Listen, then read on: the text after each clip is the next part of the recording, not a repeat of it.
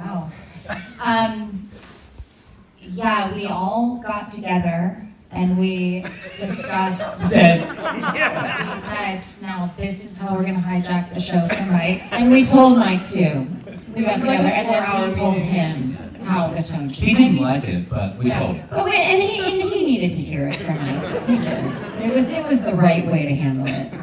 Yeah, I mean, Mike is he's so brilliant. I mean, I think he did the casting, he knew exactly what he wanted and led us all in the right direction. So, Murray, I'll start with you for the specific questions. I mean, when I signed up for the job, I'd only read the first script. So there was a few surprises when I read all the other scripts.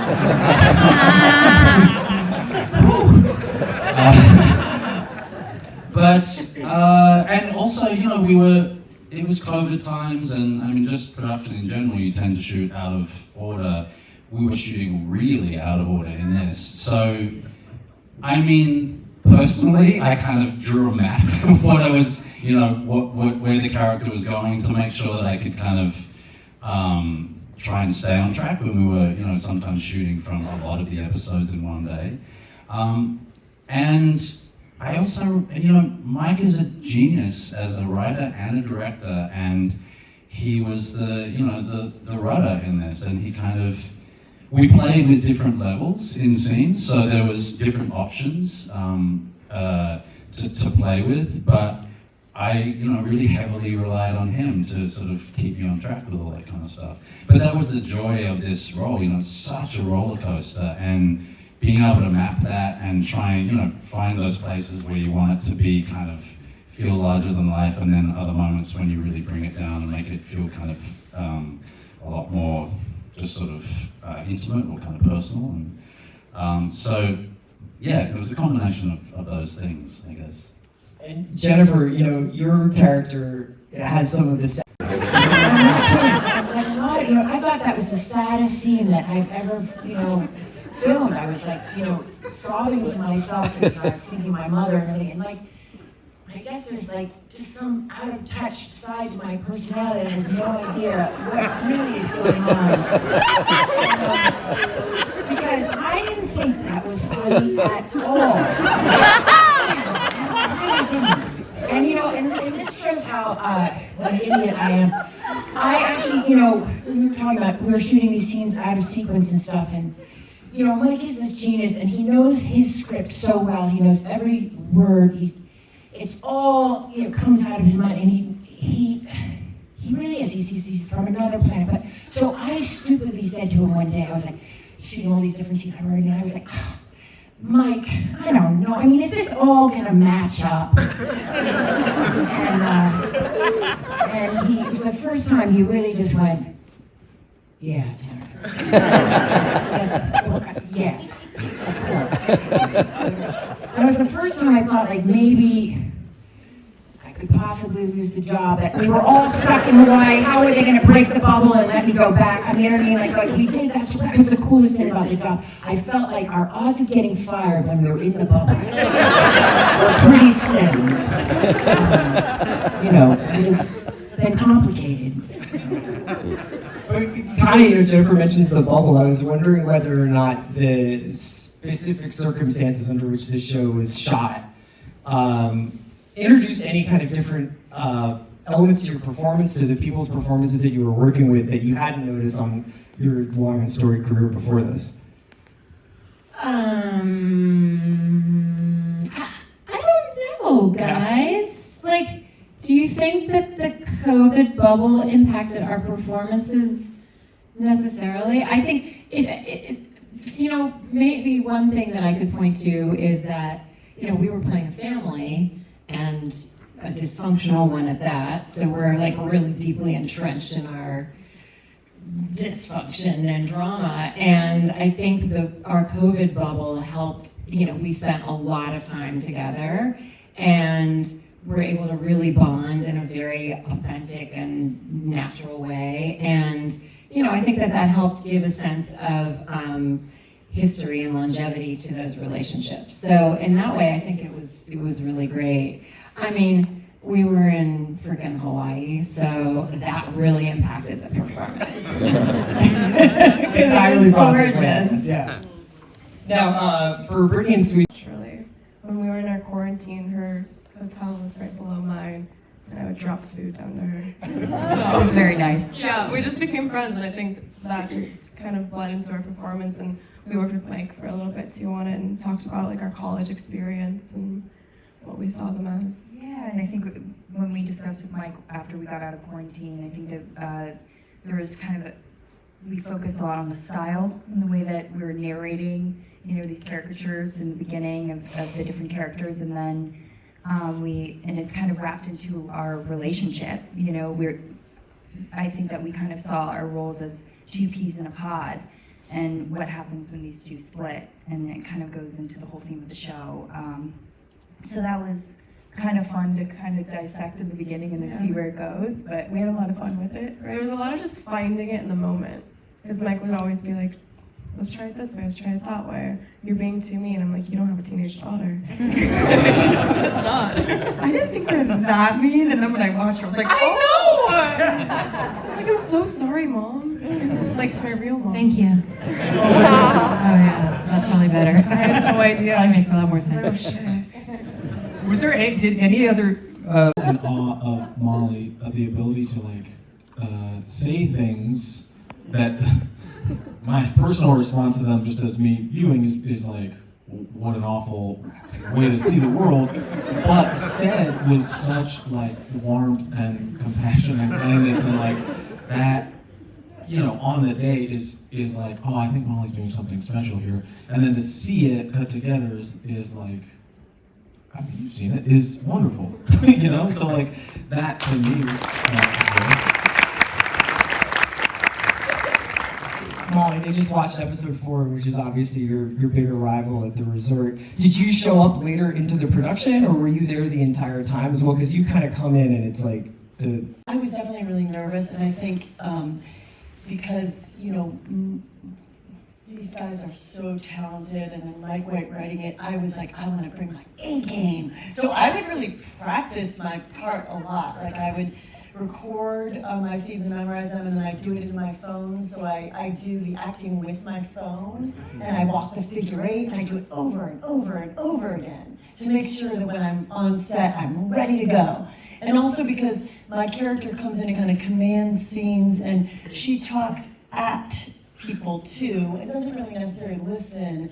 So I just wanted to make sure, I mean? She's coming in to she's the boss. And she's like, I like this wallpaper.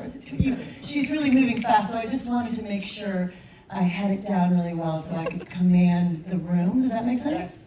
Yeah, like the character. But one thing that Mike White did help me, because I was doing the character acting like a rich lady when I first started, acting kind of what I thought the character should be, oh darling, da da da. And Mike was like, no, don't act rich. You just are rich. Just make it more natural. So that's kind of interesting. Related to it, I think that there's something, and I think that there's something about being a young woman, getting married, where it's like, this is what I'm supposed to do. I'm supposed to get married and be happy. And there's so much loneliness in that if you aren't really feeling that. And I felt very, it's so sad. So I just took that and made it even, that you're trying to pretend that you're happy because you're happy all the time. Everything's wonderful, and it should be, and your friends are happy for you, but there's sort of this sadness in not really being able to feel. And then you have your husband, and you can't really cry, and every time you cry in later episodes, you're ruining everything. And I think that that's, when you're not in the right relationship, that can happen. So I related to that a great deal, and there's a really deep sadness to that.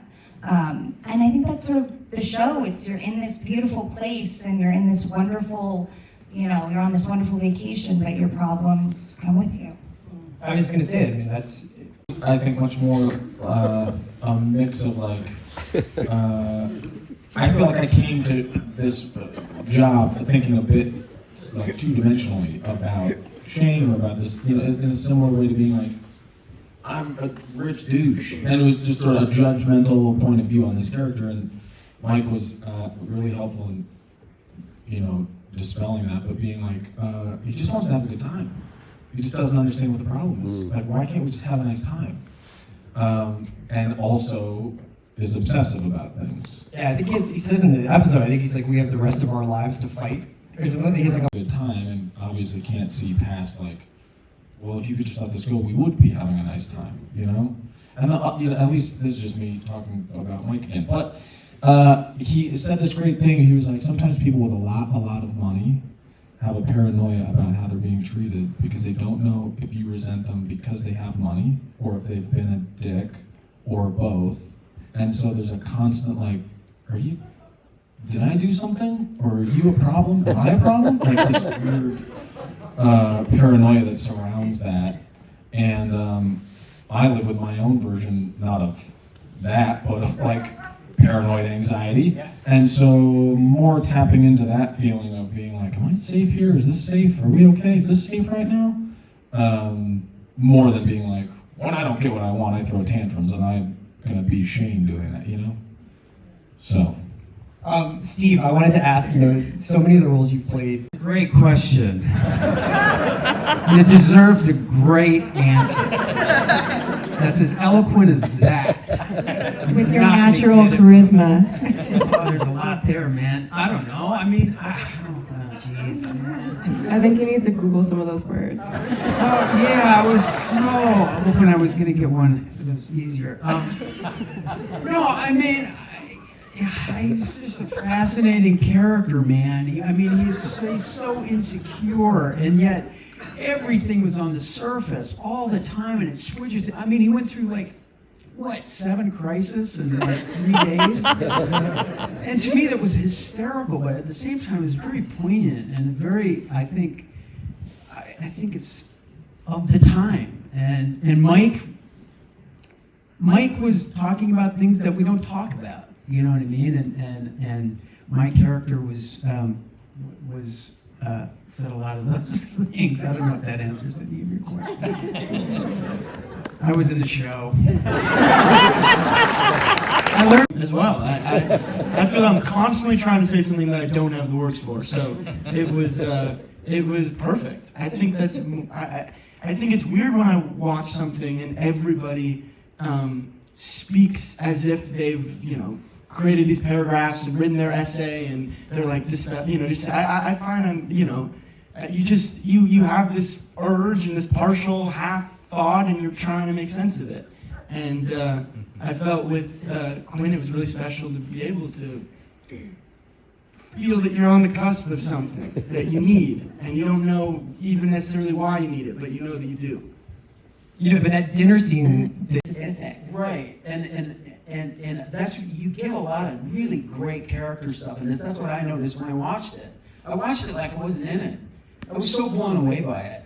The blueprint that he made, that he wrote, was very specific. I knew what was going on, right? And after a day of work, we knew what the tone was. It was watching it, and I mean, that score is as responsible for the tone of this movie. I mean, that was the first thing I sent Mike. I was like, dude, this is, the music is so good. And what he did with that second unit, all that nature, you know, all the shots of the, I was in a different show. It was incredible.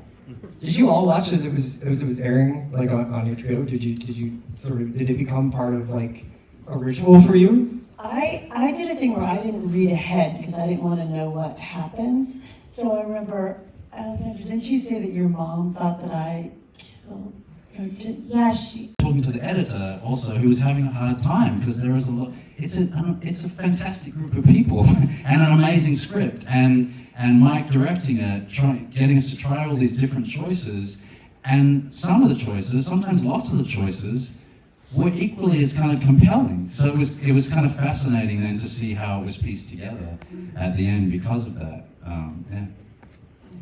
You know, one of the My mother was in that box. You think I'm joking, but I didn't have her ashes in the box, but I did have this photo that Jake discovered in the box. Remember that day you opened the box and my mother's. You didn't tell me that. Make it sound like This is honestly the person. Is that true? Yeah, but I was like, the fuck is this picture? Who put this picture in here? That's weird. I was like, props is really pretty dedicated. And you made no mention of being like, that's character work. That's my mother. No, I wasn't gonna peek at it or anything. I just put it in there, but then you had to open the box and just totally fuck it up for everybody. That's on my shoulders. That's okay. We were talking about, and we did get into this conversation, and you agreed with me, so this is the only reason why I'm talking about it. If you hadn't agreed, I wouldn't know. No, but I think this was the first time I felt, because of COVID conditions and all the sad stuff that was going on during COVID, and there we were doing that show, I did feel like it was the first time I felt like the exterior world was completely in sync with my character, and it's so much easier to act anything when it's that sort of, you're that in sync with I didn't feel like I had to act at all. I felt like, and I've never had that before. I always felt like, there I am in some woods in Maine trying to squeeze some tears out, and fuck, I'm giving this up. I'm gonna open a flower shop. Somehow, I really did feel like it just, right? There's so much sad stuff going on. Okay. Yeah, and I remember piggybacking on your answer because I felt like, while we were shooting, we were going through the election, all the stuff with the pandemic and all the kind of social issues that were coming to the surface, and the fact that the environment's in a mess, like all this stuff was kind of bubbling around us. And for my part, as Armand, I was like, this is a guy, on the verge of a nervous breakdown who just he's overwhelmed by all this kind of madness around him. So I felt a similar thing of like, and I think there is that kind of tone under the show of like, oh my God, this is insane. And if we keep going this way, we're just going to go right off the cliff. So because of that's sort of where we are as a world in a lot of ways, and particularly during that year with all the stuff that was going on, it did really fed into what I was feeling as Armand. And I ended up feeling like, he's kind of like representative of the collective frustration and kind of overwhelmment, if that's a word, that we're all feeling at the time, But to go back to your first question, I learned that sometimes it's good to completely make a fool of yourself, and the gift of this show was being with an amazing group of people, and with it all comes back to Mike. That's what we keep coming back to have someone at the wheel who is willing to who you feel safe to kind of go completely over the top with. And sometimes it works, and sometimes you pull it back. But I learned how free that can make you feel, and how empowering that can be, and how it can pay off, And it's rare to be in a situation where you feel that much trust, that you can push yourself to the limits, and that was the gift of this show for me. Would be like the most embarrassing thing that could happen to me. Like, for instance, I think the only thing that might be worse than vomiting in front of the thing was, we were so close. Like, in other words, it was 6 inches away with my bucket, and the boat was so small. Mike promised this giant boat, and the boat, we showed up, the boat was like a 2x4. And, we couldn't fit on it, and there was no place to go down below and throw up or whatever. They gave me this bucket and everything, and I mean, literally, I think like the only thing that might be more embarrassing is to have like a gynecological exam in front of all of you right now. I swear, like, because I'd have to throw up in the bucket and then it would have to be like, okay, and then do my lines. And it was really rough. And you were too, yeah. Plus And we you did were French giving that hours. smirk. You were giving me that smirk. You thought it was so funny. Well, we did French hours, so we also ate lunch on the boat. So even, and I don't think we kind of known that. So we started like getting around like noon and being like, well, at least we'll go in and Jennifer can take a break. And then like we were sort of like, hey, just keep pushing on. And then saw that like dinghy like coming at us, and we were like, what is that? And someone was like, that's lunch. And we were like, oh fuck. We like ate lunch on the boat with like sandwiches and mayo and hot dogs. And we were like, and then we stayed out there for like another 4 or 5 hours, I think. Back of the boat, and we would dive down about 15 feet, and we would just stop, and you would just hear these whales from all around, just, and they were breaching, and we would be in the middle of a scene out there, and it was instinctual. Like usually when you're shooting, you don't break for anything, but we'd be in the middle of the scene that they're rolling, and a whale would breach like a quarter mile away, and everybody would go, oh, Jesus! It was so incredible. There were so many incredible moments on that show. And I've never been on a show with that many. I mean, we would run down to the beach every night, as a cast. We were alone. We'd run down the beach, and we'd bob in the water, and we'd watch the sunset every night, unless you were shooting. And that never happens, man. And if that doesn't help the show, then I don't know what can. That had to have something to do with the magic of the show. It has to, you know? It's so great. I just want Following him.